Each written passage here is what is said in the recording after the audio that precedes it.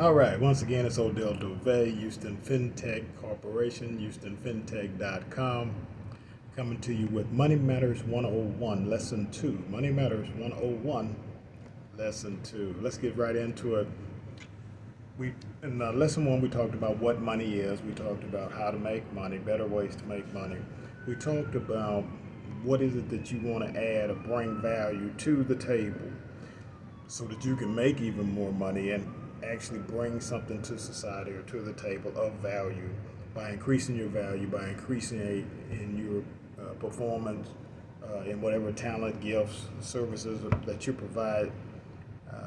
That, of course, adds to what you bring to society, and by bringing more to society, thus bringing more to yourself and your family. In this lesson, we want to talk about the basics of financial enlightenment.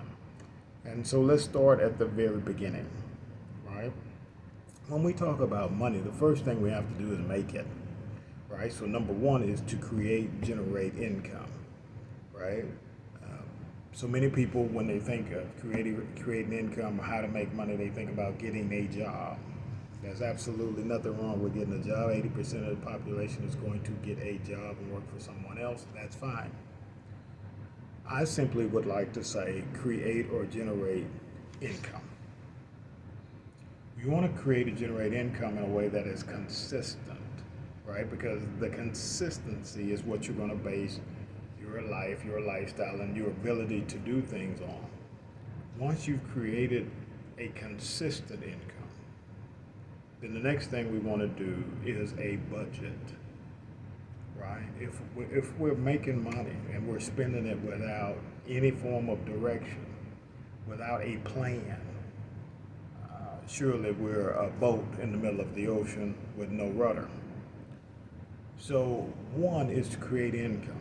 We need to create and generate enough income to sustain ourselves, sustain our families if we have families, and to be able to not only take care of our today, but our tomorrow.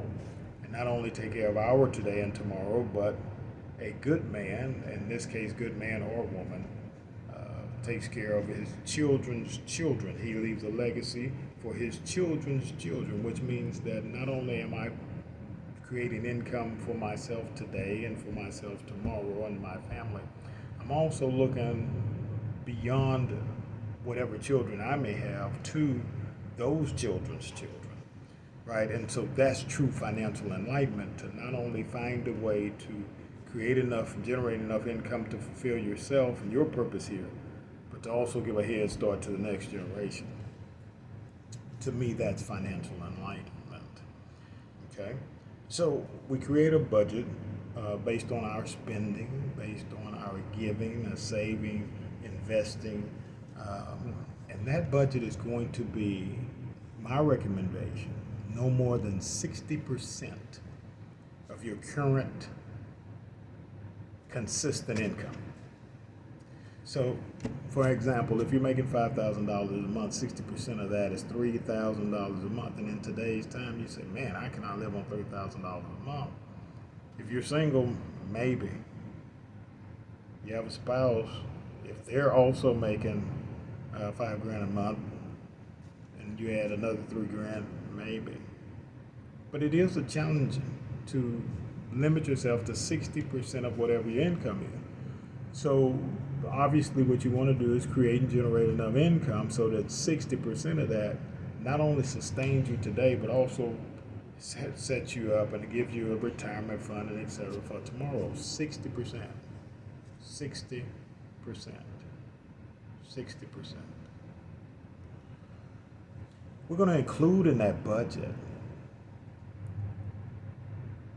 one, you're giving to whatever higher authority, higher power you believe in. For me, I would say define it as God.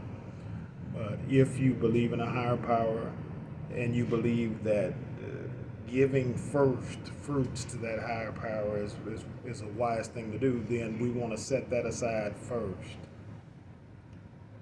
Then we want to look at our necessities, right? Necessities being a safe place to live, reliable transportation, adequate food and clothing, and lights, gas, water, air conditioning, uh, education for your children if you have any, right? So all of that has to be able to be maintained within that 60% of whatever the consistent household income is, right?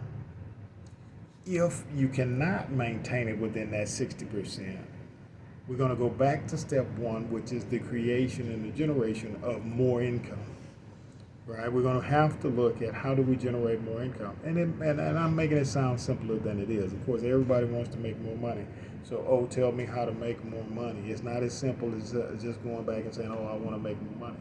It's not a magic wand. It's not something that you would just fall into, but it's something that you have to seriously consider when you are looking at your budget.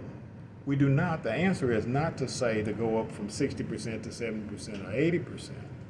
The answer is to stick within that 60% because that 40% is already allocated to 2 generations beyond yourself. Not just you, not just your kids, but that money, if properly done, is allocated to that 3rd generation to set them up for future success. Okay, so now, 1, create income high enough to sustain present, future at 60% and 40% going 2 generations beyond. Challenge. The next thing that we're going to want to do, if let's say that that's accomplishable within what you currently have, pat yourself on the back. You are where everybody wants to be. If you can sustain a comfortable, fulfilled, purpose life at your current income at 60%, with 40% being set aside for 2 generations beyond you, you have achieved an awesome level, right? And so anything beyond that, of course, would just be blessings upon blessings. It would just be outstanding. It is a challenge. It is a challenge to take whatever income you have and say, I will only operate off of 60% of it and use the other 40% for 2 generations beyond yourself.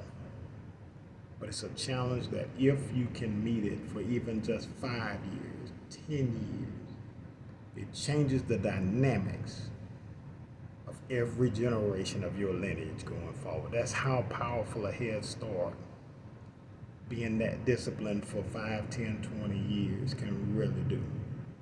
Okay?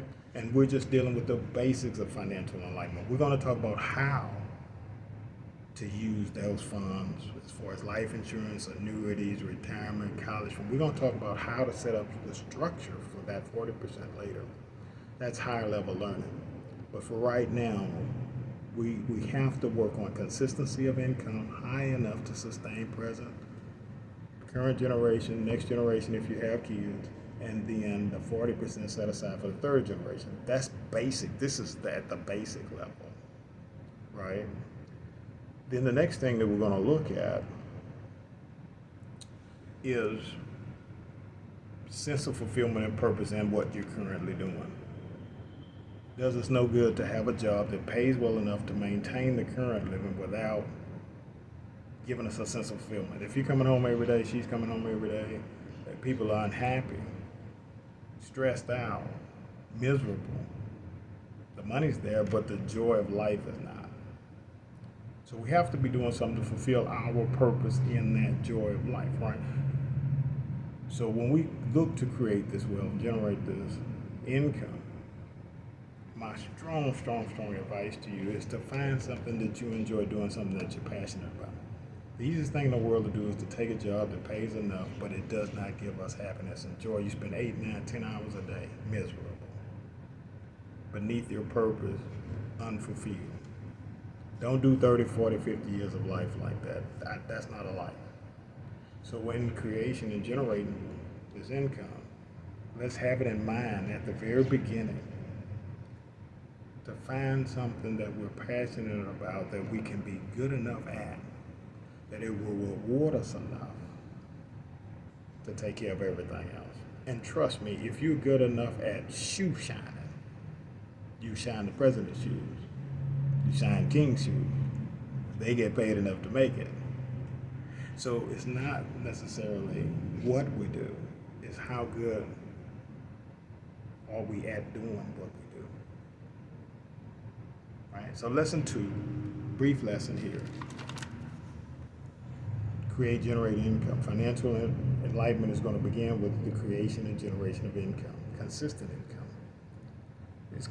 Second thing is to create a budget, a personal budget in which you can be at 60% of that income, leaving 40% for dire emergencies and really for the 2 generations beyond yourself. The third thing I want us to get out of this lesson is that the first 2 things are going to take discipline.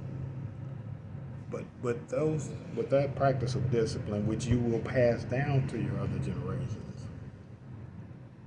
you will really, really tremendously give yourself and your future generations a tremendous head start toward a higher level of living, a higher quality of living, a healthier ability to live, because, hey, I can eat better because I have more money to eat healthier, etc. So the first 2 steps, right, are really based on that third thing that you're learning here, which is discipline. This is a brief lesson. It's very simple. I want to keep it simple. So the first 2 lessons are very simple. I want you to ponder these, meditate on these, and I'll see you next time. I'm Odell DeVay, HoustonFinTech.com. We're supporting businesses, small or large. Call us if you need us. We're here for you, 30 plus years of experience. HoustonFinTech.com.